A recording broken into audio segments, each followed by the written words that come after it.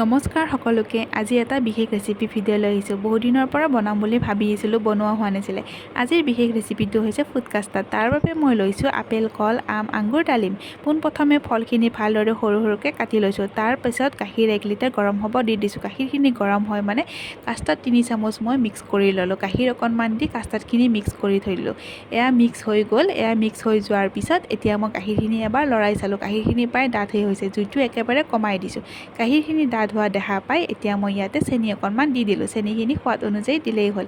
ইয়াতে মই এতিয়া কাষ্টাৰ্ডখিনিও দি দিলোঁ। কাষ্টাৰ্ডখিনি দিয়াৰ লগে লগে গাখীৰৰ ৰংটো চেঞ্জ হৈ গ'ল। কি ধুনীয়া হৈছে দেখিছেনে? এইখিনি ডাঠ হয় মানে মই ডালিমৰ বাকলিখিনি গুচাই ল'লোঁ। এতিয়া এখন বাচনত গোটেই ফলখিনি মই দি দিছোঁ। ফলখিনি দিয়া হোৱাৰ পিছত ইয়াতে মই কাষ্টাৰ্ডখিনিও দি দিলোঁ। কাষ্টাৰ্ডখিনি দিয়াৰ পিছত এইখিনি অকণমান টাইম এনেকৈ লৰাই দিলোঁ। এইখিনি লৰা হোৱাৰ পিছত ইয়াতে মই ডালিমখিনি দি দিলোঁ। এতিয়া মই ইয়াতে ড্ৰাই ফ্ৰুটছখিনিও দি দিম। এইখিনি মই এতিয়া 1 ঘণ্টাৰ কাৰণে ফ্ৰিজত ৰাখি দিলোঁ। কোনে কোনে খাই ভাল পায় জনাবচোন, আৰু যোনে যোনে ফল খাই বেয়া পায় এনেকৈ বনাই খাব, খুব ভাল পাব।